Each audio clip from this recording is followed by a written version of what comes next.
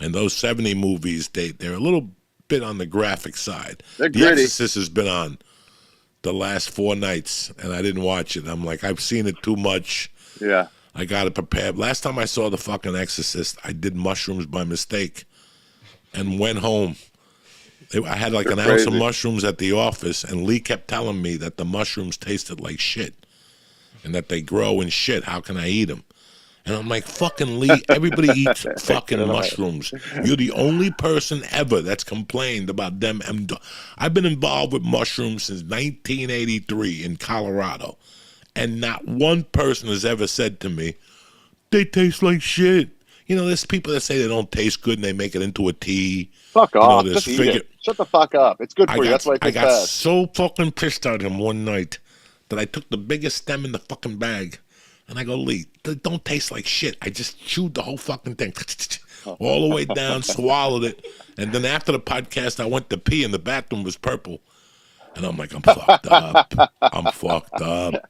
I got in the car. I ran I home. made a big mistake. And it was 10 to 11 when I got home. I go, perfect. I'll watch Eyewitness News and calm down a little bit and go to bed at midnight.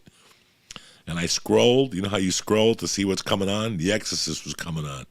It was 10 to 11. I go, fuck it. I'll watch The Exorcist. Big mistake. Yeah. Big Because mistake. it's too real. That movie's too real. I lasted maybe 22 minutes.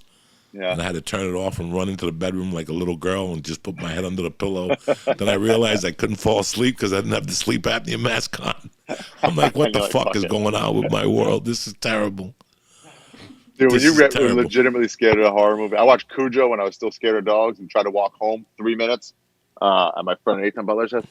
There was a dog just barking, and I was like, "Fuck this!" I took it 45 minutes around the neighborhood, so I just have to pass that dog. I got to tell you something. You just reminded me of a fucking tremendous movie. I haven't watched What? Cujo in 20 years. Oh yeah, I tell you, the movie sensation. another one real. It's real, so it's like, fuck, this could happen. You know what's really good? What? The book. I read I don't that know. book when I was locked up. Oh, It's the a Cujo, good the book. Oh, very scary. I think it had a cover of a something on the cover. What is it? A dog? A lion? What are they scared of? It's a dog, probably. A dog, yeah. Cujo's a dog. Yeah, it's a big Yeah, thing for it was narcs. there was a dog on the cover, fucking scary as shit. That book fucked me up. That's what turned me on to Stephen King. That's how I fell in love with Stephen King. That's one of his greatest fucking books, I think. That's when I liked him.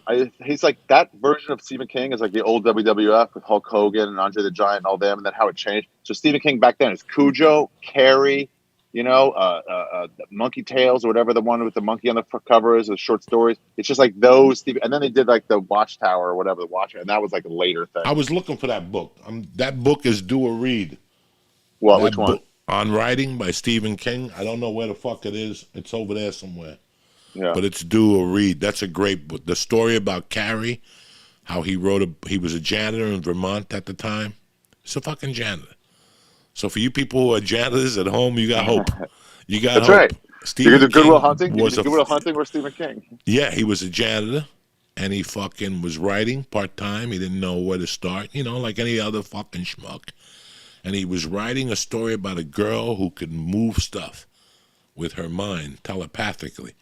And he wrote the beginning where she got her period and she didn't want it. And he Plug it up. and he looked at Plug it himself. up. He looked at himself and he goes, "What the fuck am I writing?" And he threw it away. And his wife walked past, looked in the garbage, took the script out, read it, and said, "What the fuck did you throw this away for? Finish this." And that's Carrie. Wow. Sometimes wives are fucking lifesavers. They'll That's tell right. you exactly what the fuck. We don't listen to them because we're jerk-offs. Uh-huh. But his wife told him to take it out and finish that fucking script. You know what made that movie so good too? That book so good is all the fucking Christian undertones to it. Because Yes. her mom, Sissy Spacek, in that movie, I think it was her.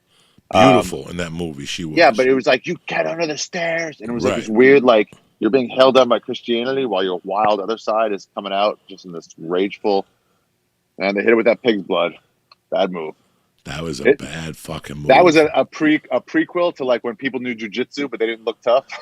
So people were like, we can pick on Carrie. She can't do shit, little scrawny bitch. What are you gonna do? Carrie like, fucked their world up. Uh-huh. That's another movie that had a little bit of Travolta in it.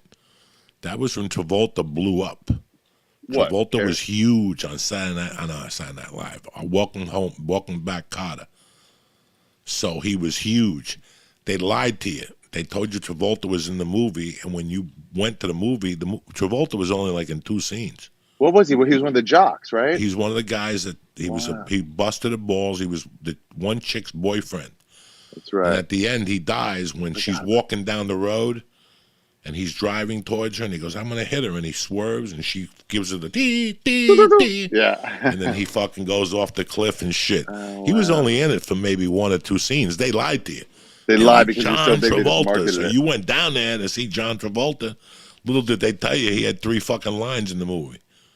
Dude, So he was on fire in Saturday Night Fever. He was so fucking electric. He was great. I always heard Tarantino talking about him, like bringing him out for Pulp Fiction, and he goes, he was one of the biggest movie stars in terms of movie stars, not in terms of like draw, but just in terms of how he took him to the screen. And I was like, I'll take your word for it, Tarantino.